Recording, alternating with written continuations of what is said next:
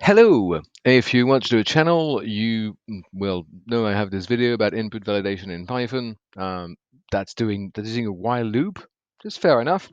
But it occurred to me that's just so much more elegant to do it recursively, because anything you can do iteratively, you can do recursively. Um, and what a challenge to write code without loops. Hello. So here it is. I've got my recursive input validation, but it's recursive in that one. And that's kind of nice if you're just kind of to organize your code instead of just doing it in line with the code. So I get the value. I might actually move that a bit further down. Okay, I'm going to have a function get value to do all of the input stuff, ask the user. So we're going to uh, ask the user for a number between 1 and 6. Right, that's our kind of valid condition. And then I'm going to square it and print um, string squared. That's value star 2 to the exponent, the power. I get the power. Right. So we want to ask the user for a value between 1 and 6. That's kind of neat, right? This is in charge of keep asking the user until handle the error messages, um, you know, and we just kind of get the value in that, which means that's kind of like nice and structured. So instead of pass, I'm going to, let's say, I want to input. Um, like probably do something with that. You put in value is equal input, and I'm going to ask and a number between 1 and 6. I get my value, and then I test my value. So this is actually much more natural. I have seen students do that spontaneously without even noticing they're actually doing recursions. If so, how would I just remind myself? Is there a try catch? No, that's the kind of like advanced input validation because I was doing except with strings. Um, I want to kind of check that it's okay. Equal input, and then I'm on the input, and I say L and V, which is L, and can I do type V? Sure, that's a class str. Or if I do it again with I equal input, and I put 2, and then I do type I for integer, it's also a string, obviously, because it's how would I need to attempt to cast it, and then there is num.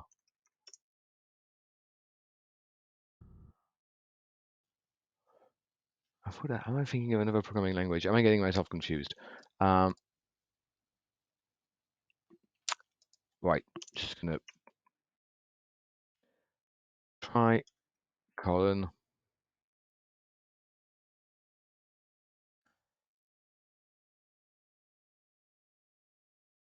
Right, you know what? I'm just going to cast it to an int initially and handle strings in later on. Okay. Value equals int value, right? Casting it to an int. And then if this is where at the end of my function, I'm going to return the value once I've verified that it is indeed correct. However, if it isn't correct, if value is, say, smaller than 1, I can even break it down like that and say, too small, and then call get. Now I'm going to return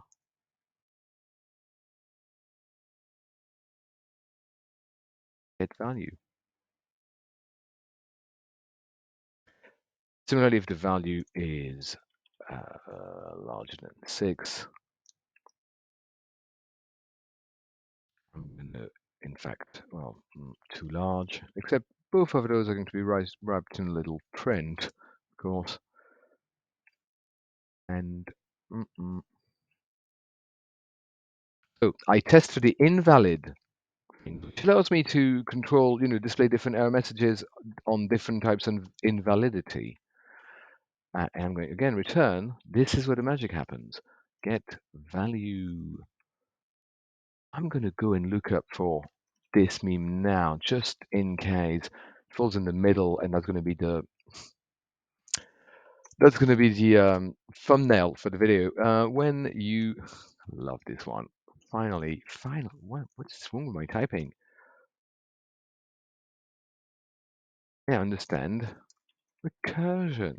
Surely, there we go. I had the Google search over there, which is yeah, of course, I had the Google search because this one, Katie Booman, tuk tuk tuk, recursion, right? The function calls itself. So what are happening? Uh, we check if it's whatever, like too small. Then in that case, we're going to try again. And in order to try again, we're just going to kind of call this again. And this is going to redisplay that, get the input, cast it, get another one, test it. Once it's got something, if we're here, this line, I like to leave those kind of comments where we explain, because sometimes, you don't have explicit syntax to give you the flow of the code. But if we reach this line, our value is valid, which we just need to return it, right? And so like the subcalls are going to, well, you'll see what happens. A number between 1 and 6. I don't like this at all. Colon space. Run it again.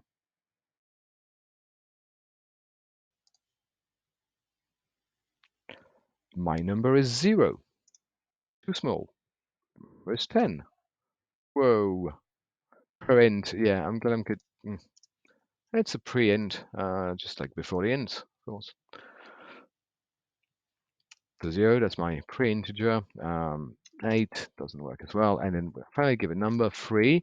So what's going to happen here? Once I've given the 3,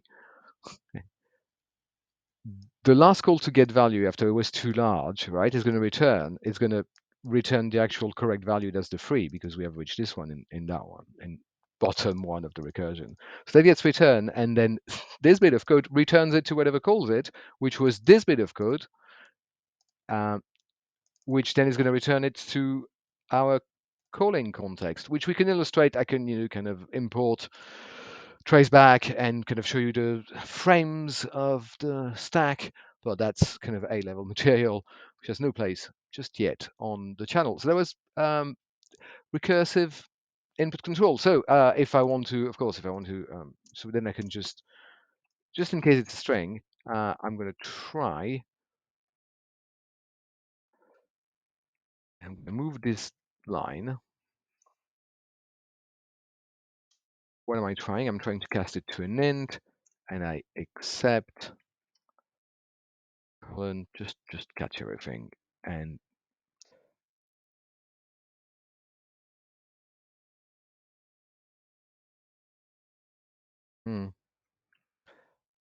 not a number. And again, return get underscore value.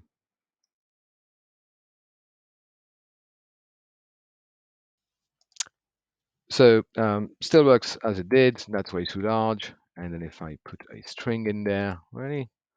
10. I meant 6. Oh, 6 then. Okay, boom, and it still works, right? I mean, I've nested calls, but we just pop back up, and we're fine. And this is actually so much more elegant, right? That the other one where you have to deliberately initialize as invalid, or the flag to false, or the value as something that's not valid. It's just, yeah, recursion. Ta-da!